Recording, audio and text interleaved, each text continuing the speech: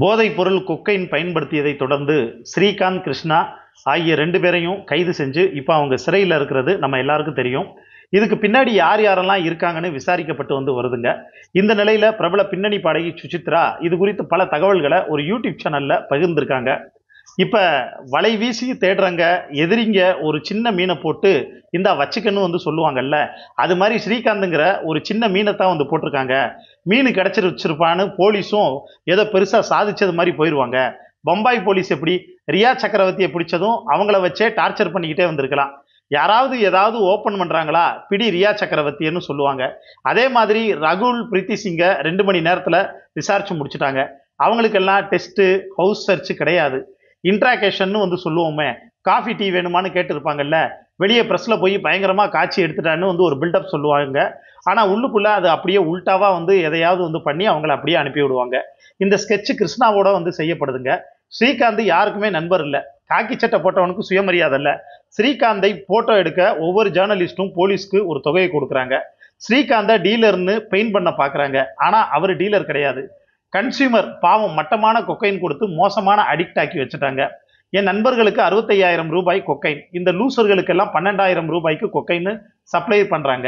அவர்தான் காக்டைஸ் லீடர் தமிழ்நாட்டில்னு சொல்லும் சுசித்ரா புருஷனும் பொண்டாட்டியை சேர்ந்து பொட்டலம் கட்டுறாங்கிறாரு. ஆனா அவங்க யாருன்னு சொல்லல. அதே போல ஒரு இசையமைப்பாளரையும் பேர் சொல்லாம சொல்றாங்க. இப்படி பல தகவல்களை அவங்க அந்த பேட்டியில சொல்லியிருக்காங்க.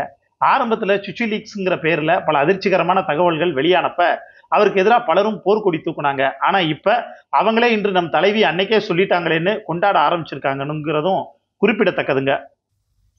இது ஒரு பக்கம் இருக்க, இப்ப பெண்களை குறி வச்சு சீரழிக்கக்கூடிய ராட்சசன் பற்றி சில தகவல் வெளியாயிருக்குங்க. அதாவது சீரியல் கில்லர்கள், சைக்கோ கில்லர்கள்ங்கிற பேர்ல பல கொலையாளிகளை நம்ம படங்கள்லையும் வெப்சீரிஸ்லையும் பார்த்துருப்போம். அந்த வகையில ட்விட்டர் கில்லர்னு அழைக்கப்படக்கூடிய கொலையாளி 2017ஆம் ஆண்டுல 9 பேரை கொன்ற சம்பவம் அங்கு பெரிய பரபரப்பை ஏற்படுத்தியிருக்குங்க. தற்போது அவருக்கு தூக்கு தண்டனை நிறைவேற்றப்பட்டிருக்கு. அந்த ட்விட்டர் கில்லர் குறித்து இப்ப இந்த செய்தியில் நம்ம விரிவா பார்க்கலாங்க. ஜப்பானின் தகாஹிரா சிரைசி அவர் பேருங்க. 34 என்பவர் தான் இந்த ட்விட்டர் கில்லர். அவருக்கு வயசு 34. இவர் சோசியல் மீடியாவில் 15 இருந்து 26 வயது இருக்கக்கூடிய பெண்களை மயக்கி இவரோட வீட்டுக்கு வர வைப்பாராம். வீட்டுக்கு வர வச்சு அங்கே அவங்கள கொன்று அவங்களோட உடலை துண்டு துண்டா வெட்டிடுவாராம். ஜப்பானோட நீதித்துறை அமைச்சர் கெய்சுகே சுசுகி ஊடகம் ஒன்றுக்கு இவர் குறித்து அளித்த பேட்டியில் 9 பேரை அடித்து கழுத்து நெரிக்கப்பட்டு கொலை செஞ்சுருக்காப்புல. அவங்கள்ட்ட இருந்த பொருள்களும் கொள்ளையடிக்கப்பட்டிருக்கு. பின்னர் அவங்களோட உடல் பாகங்களை முற்றிலும் சிதைச்சு பெட்டிகளில் மறைச்சு குப்பை கடங்களை வீசி எறிஞ்சிருக்காங்கன்னு தெரிவிச்சிருக்காங்க. மேலும் அவரது சொந்த பாலியல் இச்சைக்காகவும் பொருளாதார தேவைக்காகவும் சுயநல காரணங்களுக்காகவும் சிரைசி இந்த குற்றங்களை செஞ்சிருக்காருன்னு அமைச்சர் கெய்சுகே சுசுகி தெரிவிச்சிருக்காங்க. சமூக ஊடகத்துல தற்கொலை செஞ்சுக்கிட்டவங்களை தேர்ந்தெடுத்து அவங்க உயிரில் இருக்கிறதுக்கு தான் உதவுவதாக சிரைசி அவங்கள்டமே சொல்லியிருக்காங்க. அதன் பேர்ல அவங்கள்டம் பேசி தன்னோட வீட்டுக்கு வர வச்சு அதுக்கப்புறமா அவங்கள கொன்று அவங்களோட உடல்களை துண்டிச்சு அதோட சில பகுதிகளை தன்னோட அடுக்குமாடி குடியிருப்புல இருக்கக்கூடிய குளிர்சாதன பெட்டிகள்ல மறைச்சு வச்சிருக்காங்க. 2017ஆம் ஆண்டுல தான் தற்கொலை செய்து கொள்ள விரும்புவதாக 23 வயசு பெண் ஒருத்தங்க ட்வீட் பண்ணியிருக்காங்க. பிறகு அந்த பெண்ணு காணாமலும் போயிருக்காங்க. இவரை போலீசார் தீவிரமா தேடி வர்றாங்க. அப்பதான் வழக்கு விசாரணையில காவல்துறையினர்கிட்ட சிரைசி சிக்கியிருக்காங்க. அதுக்கப்புறமா இந்த கொடூரமான கொலைகள் வெளிச்சத்துக்கு வந்திருக்குங்க. தகாஹிரே சிரைசி 8 பெண்கள் உட்பட 9 பேரை கொலை பண்ணியிருக்காரு. இவருக்கு ஜப்பான் நீதிமன்றம் தூக்கு தண்டனை அளிச்சு உத்தரவிட்டிருக்கு. இருந்தாலும் சிரைசியோட வழக்கறிஞர் இவருக்கு தூக்கு தண்டனை கொடுக்கக்கூடாதுன்னு உயிரிழந்த 9 பேரும் தாங்கள் உயிரிழப்பதற்கு சம்மதிச்சிருக்காங்கன்னு வாதிட்டு இருக்காங்க. ஆனா அவை செல்லுபடியாகல. தகாஹிரோ சிரைசி இப்ப தூக்கிலிடப்பட்டிருக்காங்க. 2022ஆம் ஆண்டு டோ மோஹிரோ காட்டோ என்பவர் ஜப்பான்ல தூக்கிலிடப்பட்டாரு.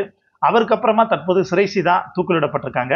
கடந்த 2008ஆம் ஆண்டுல டோக்கியோவில் பெரிய லாரியை தாறுமாறாக ஓட்டி சென்று ஒரு மக்கள் கூட்டத்தில் மோதி அசம்பாவிதத்தை நிகழ்த்தி இருந்தாங்க. அது மட்டும் இல்லாம தொடர்ந்து கத்தியால் குத்தி 7 பேரை கொண்டிருக்காங்க. அதுக்காக இவருக்கு 2022ல தூக்கு தண்டனை அளிக்கப்பட்டதுங்க. ஜப்பானில் தூக்கு தண்டனை மக்கள் மத்தியில் வரவேற்பு இருக்கிறது. தூக்கு தண்டனைக்குன்னு தூக்கு தண்டனை குறித்து அரசு கடந்த 2024ஆம் ஆண்டில் நடத்திய வாக்கெடுப்பில் 1800 பேர் வாக்களிச்சிருக்காங்க. அதுவும் குறிப்பிடத்தக்கதுங்க. அதாவது கிட்டத்தட்ட 83% தூக்கு தண்டனை தவிர்க்க இயலாதுன்னு அதுக்கு ஆதரவாக வாக்களிச்சிருக்காங்க. ஜப்பான் சட்டத்தின்படி வழக்கின் இறுதி தீர்ப்பிலிருந்து 6 மாத காலத்திற்குள் தூக்கு தண்டனை நிறைவேற்றப்படுங்க. சில நேரங்களில் குற்றவாளிகள் தனிச்சிறையில் நீண்ட காலம் தனித்து விடப்படுவாங்க. இது அவர்களை மனநல ரீதியாக பாதிப்புக்குள்ளாக்க வாய்ப்பு இருக்கு. மேலும் குற்றவாளிகளுக்கு கடைசி நேரத்தில் தான் எப்போதும் தூக்கிலிட போகிறார்கள் என்பதே சொல்லுவாங்களாம். அதாவது தூக்கிலிடப்படும் என்று அதிகாலை கூட சொல்ல வாய்ப்பு இருக்காங்க.